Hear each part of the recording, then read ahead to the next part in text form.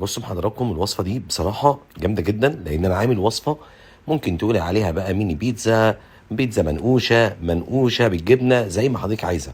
الفكره هطلع لك حته عجينه يا جماعه طريه جدا جدا مع شويه صلصه مشويين، مش عايز اقول لك. مبدئيا تعالى نعمل عندنا شويه صلصه كده للبيتزا. توم، حوالي 5 فصوص توم مع شويه ملح، يا عيني لو شويه ريحان، شويه زيت زيتون.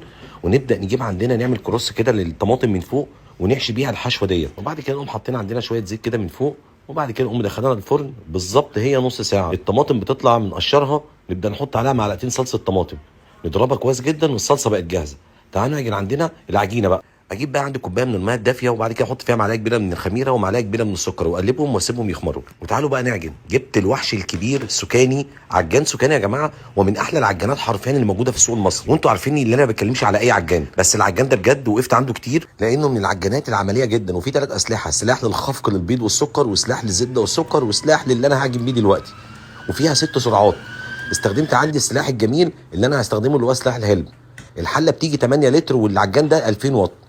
حطيت فيه نص كيلو من الدقيق، معلقه كبيره من اللبن البودر، وحطينا الخميره اللي احنا عملناها مع شويه ملح صغيرين، وبدانا نعجن بالميه. واهم حاجه في الموضوع كله 3 معالق او 4 معالق كبار من زيت الزيتون. العجينه لازم تبقى مفتوحه معايا وتبقى بالشكل ده. وما شاء الله العجان مطلع العجينه زي ما قال الكتاب، وفي 5 دقائق بس.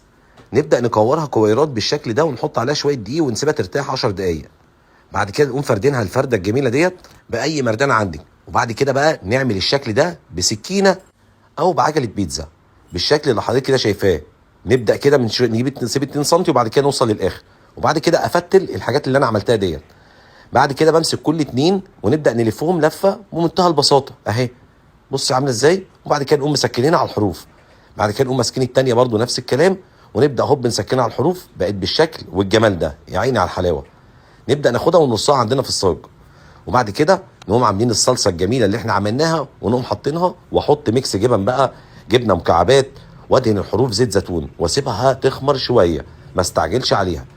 نسويها على درجه حراره يا جماعه 180 بالظبط. هتاخد 15 دقيقه. اتفرجي على احلى منقوشه في الدنيا، واحلى بيتزا ممكن تعمليها بجد، وطريه جدا وطعمها في حته تانيه. جماعه بجد خشوا على الويب سايت بتاع سكاني، عاملين خصومات جامده جدا على العجانات عندهم. وكمان عندهم عجانات صغيره اللي هي ال4 لتر و500 واط. وفي كمان عجانات عندهم بتوصل ل 18 لتر، اللي هي اعلى واط بقى 3300 واط. لكن اللي انا بشتغل بيها ديت 8 لتر و2000 واط. وعلى فكره عليها ضمان سنه كمان، وبضمان المغربي.